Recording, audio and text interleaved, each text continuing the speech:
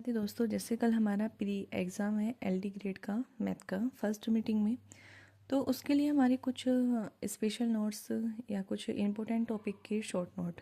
जैसे आप सभी को पता है कि जो हमारी अलजेब्रा है, जैसे हमारी अलजेब्रा हो गई, अलजेब्रा हमारी क्या आएगी, हमारे अलजेब्रा में से 40 क्वेश्चन आएंगे। ठीक है, क्या आएगी अलजेब्रा में से कितने 40 क्वेश्चंस। ठीक है, फिर आता है हमारा वेक्टर एनालिसिस जिसमें से हमारे 10 क्वेश्चन, कॉम्प्लेक्स एनालिसिस जिसमें से हमारे क्या होगी 10 क्वेश्चन होगी, और साथ में जो हमारी होगी कैलकुलस, कैलकुलस हमारी क्या देगी 30 क्वेश्चंस देगी, और हमारी ज्योमेट्री होगी जिसमें 2D और 3D होगी, उसमें भी टोटल हमारे कितने होंगे 15 क्वेश्चन। ठीक है, साथ में जो हमारी क्या होती है स्टैटिक्स एंड प्रोबेबिलिटी होती है, जो हमारे क्या देगी 3 क्वेश्चन।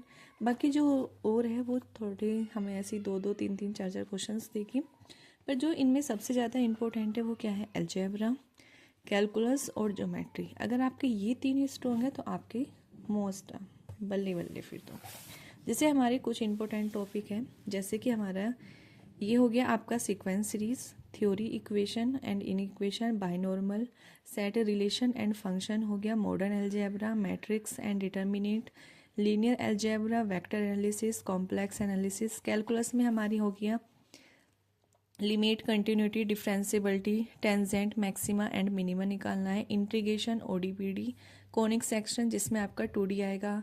2D मतलब straight line, circle, parabola, ellipse, hyperbola. साथ में आपकी 3D हो जाएगी जिसमें प्लेन, स्फीयर, लाइन, सिलेंडर की बात होगी, और स्टैटिक्स एंड प्रोबेबिलिटी और स्टैटिक्स एंड डायनामिक्स। तो ये कुछ इंपॉर्टेंट टॉपिक हैं जिनके हम शॉर्ट नोट के बारे में डिस्कस करेंगे। चलिए हम डिस्कस करते हैं। चलिए जैसे अलजेब्रा लिखते हैं, अलजेब्रा में हमारा कॉम्प्लेक्स को करते हैं, उसके बाद हम अलजेब्रा लेते हैं। जैसे हमारा कॉम्प्लेक्स में हो गया theory of equation, equation a³ + b³ + c³ = 3abc। Omega की वैल्यू होगी -1 + √3i/2, omega square equals to -1 √3i/2, 1 + omega + omega square equals to 0, omega cube equals to 1, alpha की पावर n + बीटा की पावर n इक्वल्स टू 2 की power n + 1 cos n π/3। ये साथ में हमारा a1/a2, b1/b2, c1/c2, ये हमारे इन्फिनाइट सॉल्यूशन, साथ में हमारी पैरेलल कंडीशन सेटिस्फाई करेंगे। ये देता है z1 z2 zn -1 rn, nth roots of unity 1 - z1 1 - z2 up to 1 - zn equals to क्या हो जाएगा आपका n हो जाएगा। अब ये में सोचना कि कॉम्प्लेक्स में इतना ही कुछ है, कॉम्प्लेक्स में बहुत कुछ है, कॉम्प्लेक्स से स्टार्ट होती है ये पूरी। यदि आपको स्क्वायर रूट निकालने हो कॉम्प्लेक्स नंबर में, तो √a + b ± root whole root है ये, फिर इसके अंदर √a² + b² + a/2 + i √a² - b/2। अगर बीच में माइनस, यहाँ पे माइनस, अगर हमारी दो कंडीशंस दे दी है तो ±√2 √a² + b² + 2a, यहाँ पे माइनस है तो माइनस। अब साथ में ही हमारी ज्योमेट्रिकल आती है, कोऑर्डिनेट ज्योमेट्री, जिसके 4 पार्ट हैं, फर्स्ट, सेकंड, थर्ड, फोर्थ। अगर हमारा फर्स्ट में आता है तो हम यहाँ पे इसको थीटा मान लेते हैं, तो थीटा। सेकंड में आता है तो हमारा पाई - थीटा, थर्ड में आता है तो -पाई + थीटा, और फोर्थ आता है हमारा -थीटा। ठीक है, इसके अकॉर्डिंग हमारी जो वैल्यू देगा उसको चेंज करना है। एग्रीमेंट निकालना हो, अगर हमारी थीटा की वैल्यू पॉजिटिव आ गई है -2π - थीटा, नेगेटिव आ गई तो 2π + थीटा। ये कुछ कंडीशन है कि अगर mode 1 - cos theta + i sin theta, 1 - cos theta - i, तो इन चारों का जो फाइनल आंसर आ जाएगा वो आ जाएगा 2 mod sin θ/2। ऐसे ये है हमारा 1 + cos theta + i sin theta, 1 + cos theta - i sin theta. इन 4 का फाइनल आंसर आ जाएगा 2 mod cos θ/2। अगर कोई फंक्शन दे दिया आपको sec theta + tan theta equals to 1 / sec theta - tan theta, 1 + sin theta / cos theta, और ये आ गया आपका cos theta equals to cos θ/2 + sin θ/2, तो ये आ जाएगा 1 + tan θ/2। फाइनल आंसर आ जाएगा tan π/4 + θ/2। ऐसे ही अगर माइनस से स्टार्ट हो रहा है फिर आपका चेंज हो जाएगा, तो आपका प्लस से स्टार्ट हो रहा है तो बीच में प्लस, माइनस से स्टार्ट हो रहा है तो tan π/4 - θ/2। अब जो हमारी इम्पोर्टेंट चीज़ स्टार्ट होती है वो होती है यहाँ से लोकस रिलेटेड रिजल्ट। अगर mode z - z1 / z - z2 = k है, और के की वैल्यू 1 नहीं है, 2 3 माइनस नेगेटिव कुछ भी है, बस 1 नहीं है, तो वो हमारा सर्कल होगा। अगर 1 है तो हमारा लाइन स्ट्रेट लाइन होगा, अगर 1 नहीं है तो सर्कल होगा, जहाँ पे हम आर निकाल लेंगे के mode Z1 minus Z2 upon mode के स्क्वायर माइनस 1। सेंटर निकालना हो तो real Z2 minus real Z2 के square minus real Z1 upon के स्क्वायर माइनस 1। इमेजनरी सेंटर की दो वैल्यू निकालेंगे तो फर्स्ट इससे सेकंड इससे निकाल लेंगे। ऐसे ही Z1 bar plus C Z bar plus C Z bar center ये होगा, जहाँ पे हम रेडियस निकालेंगे root mod C square minus B square. अगर mod Z minus Z not is equal to R है तो हमारा सर्कल होगा, सेंटर उसका रियल जेड नोट इमेजिनरी और रेडियस आर। सॉरी टू से देखो जैसे मैंने कहा था के इज इक्वल टू 1 है तो वो क्या करेगा, स्ट्रेट लाइन को या लाइन को क्या करेगा, एग्जिस्ट करेगा। अगर ऐसे argument mode Z minus Z1 upon Z minus Z2 पाई 0 हो तो स्ट्रेट लाइन, और इससे अदर जो भी होगा π/4 हो, π/3 हो, और पाई प्लस माइनस के क्या हो, प्लस माइनस के π/2 हो, तब भी कंडीशन क्या होगी, हमारी सर्कल होगी। कुछ ये वैल्यू है, अगर कोस थीटा प्लस आई साइन थीटा ऊपर पॉजिटिव नीचे नेगेटिव तो फाइनल आंसर हो जाएगा कोस 2n थीटा प्लस आई साइन 2n थीटा। ऐसी अगर ऊपर नेगेटिव और नीचे पॉजिटिव है तब उसमें बीच में क्या आ जाएगा, माइनस। अगर कोई फंक्शन दे दिया 1 के साथ प्लस करके ये वैल्यू तो फाइनल आंसर हो जाएगा कोस n थीटा प्लस माइनस आई साइन n थीटा।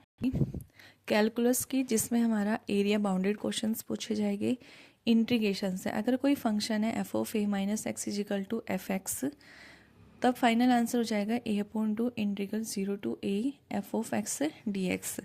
अगर कोई ऐसा कार्ड्रॉइड में दे दिया r equal to a 1 plus cos theta, तो फाइनल आंसर हो जाएगा a square pi upon 4 plus 2। अगर integral 0 to pi log cos x है, या फिर 0 to pi upon 2 log sine x है, तब भी उसका आंसर क्या हो जाएगा, माइनस पाई अपॉन 2 लॉग 2 या पाई अपॉन 2 लॉग 1 अपॉन 2। ठीक है। अगर 10 की power N X D X है तो I N plus I N minus 2 equal to हो जाएगा 1 अपॉन एन माइनस 1। अगर इंटीग्रल 0 टू इन्फिनिटी वी की power minus S upon T root T D T तो रूट पाई अपॉन 2। अगर ऐसे मोड में है, अगर उनके बीच की इंटीग्रल वैल्यू इसमें से माइनस करा सेम सेम आ गई के स्क्वायर। अगर डिफरेंट डिफरेंट आती है तो K square plus M square upon 2। अगर पूरी चेंज आती है माइनस प्लस नहीं हो पा रहा है तो 1 upon 2 q minus p mod q minus a plus mod q minus p minus a. ऐसे इंटीग्रेशन है 0 टू एन निकालना हो या 1 टू एन तो फाइनल आंसर हो जाएगा n into n minus 1 upon 2। A to b निकालना है ग्रेटेस्ट इंटीजर का तो b into b minus 1 minus a into a minus 1 upon 2। Parabola के क्वेश्चन जो हमें क्या निकालना, एरिया अंडर द कर्व निकालना है। Y square is equal to 4x है और Y is equal to mx है, तो एरिया निकलेगा 8a square upon 3m cube. Y square is equal to 4ax है और लाइन हमारी Y is equal to mx plus c है, तब एरिया निकलेगा 72a square upon m cube. अगर हमारा क्या हो, y की जगह x में फंक्शन हो, X square is equal to 4bi, line हमारी y is equal to mx हो, तो ये हो जाएगा 8 अपॉन 3 बी स्क्वायर एम क्यूब। ऐसे ये भी हमारा चेंज हो जाएगा, ये आ जाएगा 72 बी स्क्वायर एम क्यूब। अगर दोनों में दे रखा हो Y square is equal to 4x और X square is equal to 4by, तो आंसर हो जाएगा 16 अपॉन 3 ए बी। इलिप्स दे रखी है और स्ट्रेट लाइन दे रखी है, तो फाइनल आंसर हो जाएगा pi a b upon 4 minus 1 upon 2 a b. कुछ ये है जैसे हमारा ये निकालना हो a mod x plus b mod y equals to c, तो एरिया हो जाएगा 2c square upon A B. ये हमारे ओडी के लिए नोट्स हैं कि आइलेट का मतलब है कि जो भी हमारा आई मतलब इंटीग्रेशन लोगरिथम ट्रिग्नोमेट्री एक्सपोनेंशियल, तो जो भी पहले आ जाएगा उसी का हमें फंक्शन करना है। अगर ऐसे हुआ sine inverse y2 log y1 तो ये हमारा डिफाइन नहीं होएगा। फिर आता है cos theta cos 2 theta cos 4 theta up to cos 2 की power n minus 1 theta equals to हो जाएगा साइन 2 की पावर n थीटा अपॉन 2 की power n sine theta. Algebra में group theory order of A की power k is equal to order of A upon GCD के ये order है। Order of H intersection के निकालना हो तो HCF order of H order of के। मैक्सिमम डायरेक्शन डेरिवेटिव निकालना हो तो mode grand F.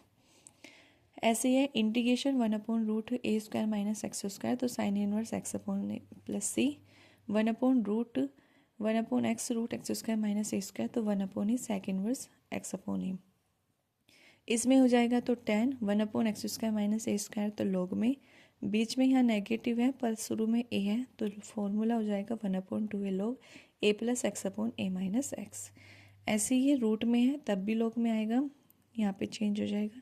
Integration √a² minus x² dx है तो x/2 √a² minus x² plus a² sine inverse x/a।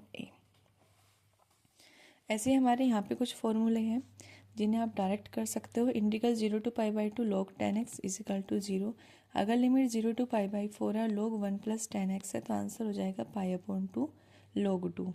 अगर 0 to π/2 log sin x है और 0 to π/2 log cos x है तो आंसर हो जाएगा π/2 log 1/2 या माइनस π/2 log 2।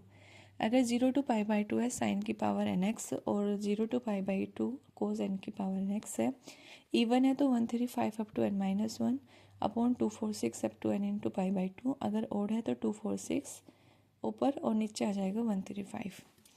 अगर ये दोनों फंक्शन साथ है कोस और साइन और कोस तो m-1 m-3 up to 2 3 into 1 n-1 n-3 up to into 1 upon m plus n m+n-2 m+n-4। Even है तो π/2 आएगा, अगर इवन नहीं है तो अल्फा इजिकल टू 1 आ जाएगा।